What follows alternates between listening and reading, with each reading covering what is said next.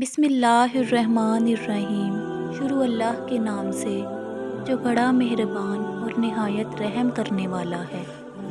آسانیاں بانٹیں تاکہ آپ کا سفر بھی آسان ہو، زمین کے اوپر بھی اور زمین کے نیچے بھی، کیونکہ مکافات عمل اٹل ہے۔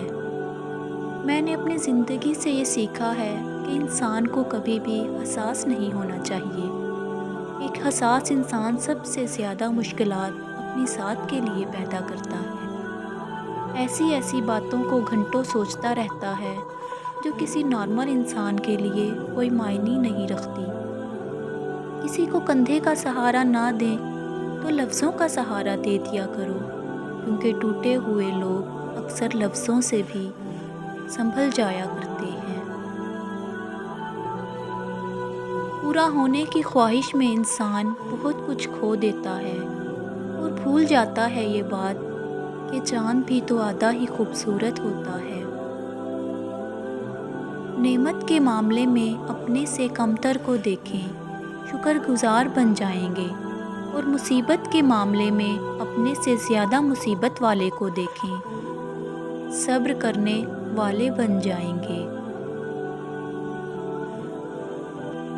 کبھی بھی سب کچھ پاس ہونے کے باوجود بھی دل بہت اداس ہوتا ہے، کیونکہ تمہاری وجہ سے کسی کا دل دکھا ہوتا ہے، یا پھر تمہارا دل اللہ سے جڑنے کے لیے تڑپ رہا ہوتا ہے۔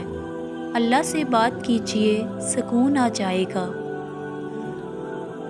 مومن کو جو مل جائے اس پر شکر ادا کرتے ہیں، اور جو نہ ملے اس پر صبر کرتے ہیں، کیونکہ ان کی زندگی میں کاش نہیں ہوتا، بلکہ کن فیکون پر یقین ہوتا ہے۔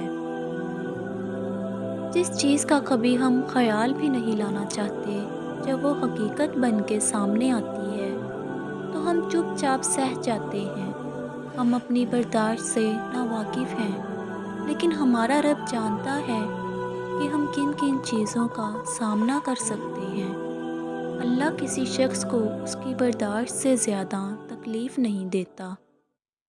4 طرح کے بندوں سے ہمیشہ دور رہیں: جو آپ سے جھوٹ بولے، جو آپ کی عزت نہ کرے، جو آپ کو استعمال کرے، اور جو آپ کو ہمیشہ نیچا دکھائے۔ ایک بار بولنے سے پہلے سوچ لیں، ایک انسان ایک ہی وقت میں پتہ نہیں کس سے لڑ رہا ہوتا ہے، خود سے، حالات سے، رویوں سے، لہجوں سے، اپنوں سے، اور اپنے اندر کے اندھیروں سے، یہاں تک کہ اپنے ماضی سے۔